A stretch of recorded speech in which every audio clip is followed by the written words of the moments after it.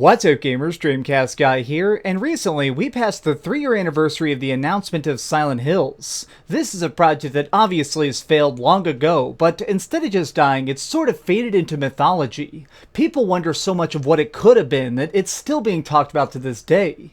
It was such an amazing merger of talents. Hideo Kojima and Guillermo del Toro joining forces in order to try and make the ultimate horror experience. What more could you ask for? Well, I guess for it to be completed. So today, I kind of wanted to just talk about my random off-the-cuff thoughts, because you may not know this, but actually, Silent Hills is a game that greatly affected my life. Rewinding time back to 2014, I was first getting my start on YouTube. I'd done a bunch of stuff like Let's Plays and stuff here and there, but this is when I started trying to experiment with the concept of rants. I would just sit down on camera each day and talk about whatever little topic interested me, but one day, there was a demo that came out in the middle of the night, PT, and it was so interesting. It was a simple, horrifying hallway with no real answers but a lot of interesting questions. After seeing that this was actually an early demo for what was going to become Silent Hills, I had to talk about it.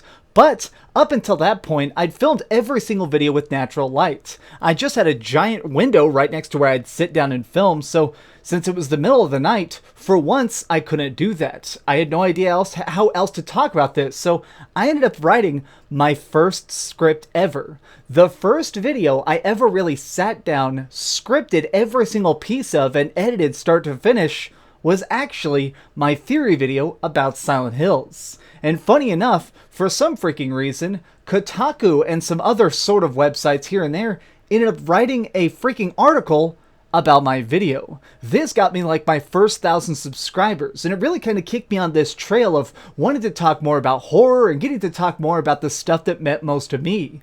Silent Hills is a franchise that I grew up loving. Ever since I first had the controller in my hand, it was such a unique kind of scare, I couldn't get enough of it. As I got older, it was so interesting to see that the series sort of matured with me. The tones were always so dark and mysterious, but they started to tackle harder concepts, and I loved that. You know, what's kind of funny to think about, the first nightmare I ever had about a video game was because of Silent Hill 4. I was sleeping on my friend's couch at the time, and I played up until the time when you see the first ghost in Silent Hill 4. It oozes out of the wall and looks really creepy. Well, I saw that part, managed to get rid of that ghost, and saved it. And so I was like, okay, I guess I'm just going to go to bed and keep playing in the morning. And for some reason, all that night, I kept seeing these visions in my head as I was trying to go to sleep of that horrible ghost actually coming through my wall. It's funny that that game is so hated because I love it. That's really a theme that I have running throughout the entire Silent Hill series.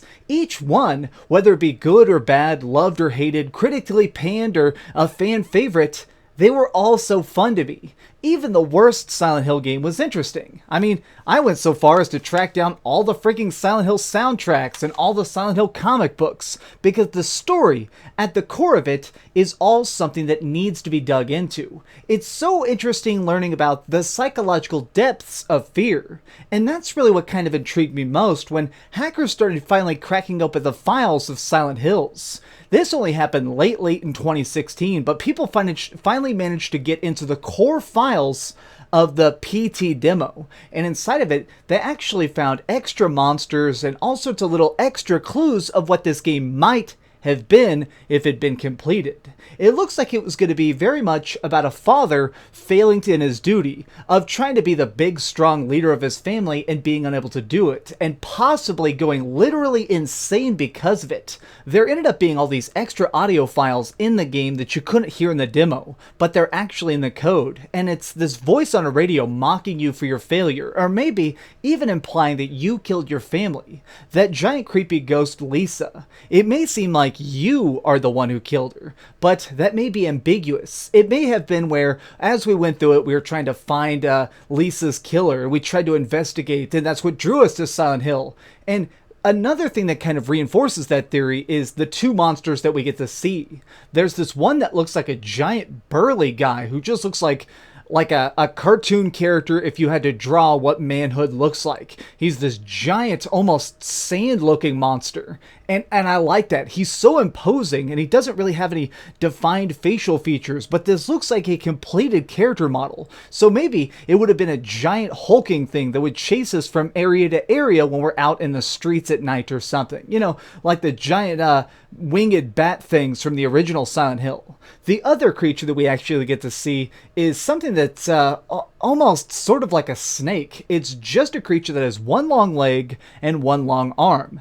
It has the torso of almost a normal human though, and from some of the earliest teasers that were shown internally at Konami, we see that this thing would have pulled itself along. We don't know how many of these there would have been, but interesting enough, when the data miners were trying to reconstruct PT demo, they noticed that this thing was already made to work. It was a monster that was ready to go that just ended up not being actually in PT demo, which makes me think that maybe the Silent Hills demo was originally going to be like the demo for Resident Evil 7, where they kept updating it, and over the course of months there'd be new secrets, new hints, and new things to try and get you excited for the full release. But sadly, obviously, it was canned so fast, all we have are these little tidbits of hints. The further we get from the failure of this project, the more it kind of sticks in the back of my mind. Silent Hills had, well, seemingly unlimited potential. It could have given us an all-new kind of scares, as all the previous Silent Hills had. Each one tries to address a different kind of fear we have inside ourselves, and this one could have been a very interesting look, a mirror at our own inadequacies. And it's just gone. But that still doesn't ruin the charm for me. I still like the idea that somewhere Hideo Kojima managed to actually sketch out a lot of notes of what this could have been. And while it never came to fruition, I like to still think about it. It's so fun for me personally to just kind of theorize what the next chapter of Silent Hill could have been. If this was going to be a game that tried to bridge together the entire series, that S at the end of the name, Silent Hills, makes me think that this could have been a true bridging of the franchise, bringing in so many different of the heroes, villains, monsters, and gods of the entire franchise and making a final game to maybe blow up the universe or even blow up the town. But now, we'll never know. You know, I'm kind of curious though, what are your thoughts on the entire Silent Hill series, but specifically Silent Hills? Were you really excited for it? Do you still have PT Demo installed on your PlayStation 4 to this day? Let me know in the comments down below. This is a game that will always hold a very, very unique place in my heart, and I'll never get to play it again, but I'm glad we got to play that little snippet.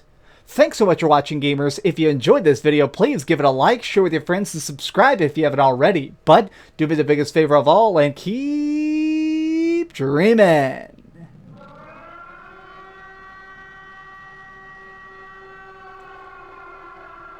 Do you hear that siren?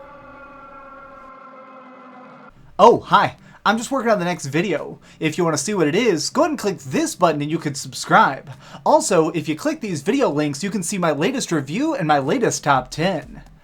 Now I'm just going to sit here for a minute and wait for you to subscribe. Oh, I guess I could put on these giant glasses. I literally found these on a roller coaster.